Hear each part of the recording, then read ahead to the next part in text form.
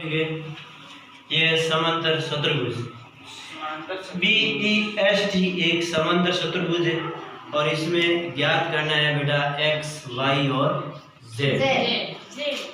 इसमें समांतर चतुर्भुज में तीन चीज आपको याद करनी पड़ेगी।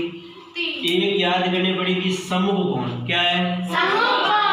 कोण B के सामने कोण x समूह कोण है। समूह कोण किसे कहते हैं? जिस कोण के सामने वाला कोण, मुंह के सामने वाला कोण समूह कोण कहलाता है।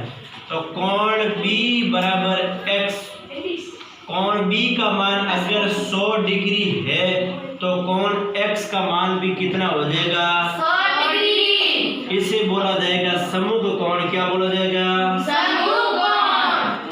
सम्मुख कोण। अब एक आता है संगत कोण। संगत कोण किसे कहते हैं? जिस कोण के पास वाला कोण होता है वो संगत कोण कहलाता है। B और E ये भी संगत कोण है और B और T ये भी संगत कोण है।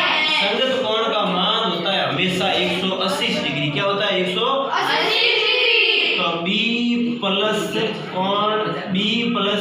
Z बराबर हो जाएगा 180 डिग्री और ये कहलाएगा संगत कोण। क्या कहलाएगा?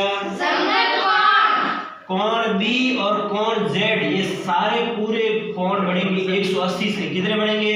180। अगर कोण B हो गया 100 डिग्री तो प्लस Z ज्ञात करना है और बराबर हो गए 180 डिग्री। Z बराबर हो गया 180 और प्लस का था इधर आ गया हो गया 100। Z बराबर 180 में से 100 हो गए, पीछे कितने बचे? 80। अगर B हो गया 100 डिग्री तो Z हो गया 80 डिग्री। क्या हो गया है? 80 डिग्री। एक होता है बेटा देखो ये है रेखिक युग्म। क्या है? रेखिक युग्म किसे कहते हैं? समान चतुर्भुज से एक कोण बाहर और एक अंदर कोण, दोनों कोणों का मान होता है हमेशा 180। कोण भी 180 और रेखिक युग्म की 180। तो कोण Z ज्ञात कर लिया है तो कोण Z प्लस Y बराबर होता है 180 डिग्री। अगली बार संगत कोण नहीं है, रेखिक युग्म में। क्या है? रेखिक युग्म। कोण Z का मान है 80 डिग्री और कोण Y ज्ञात करना है, बराबर हो गया 180। अब Y को निकाल दिया बराबर 180। ये 80 प्लस का था और इधर चला गया तो हो गया माइनस का 80। अब Y बराबर 180 में से 80 से जाने पर पीछे कितने बचे? 100। कितने बचे?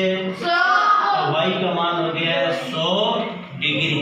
याद करने पड़ेगी एक है संगत कोण, एक है समूह कोण, एक है रेखिक कोण। समूह कोण जो जिस कोण के सामने वाला कोण होता है समूह कोण। संगत कोण जिस कोण के पास वाला कोण होता है वो संगत कोण। और रेखिक युग्म जिस कोण के एक अंदर और एक बाहर उसे कहते हैं रेखिक युग्म। थैंक्स।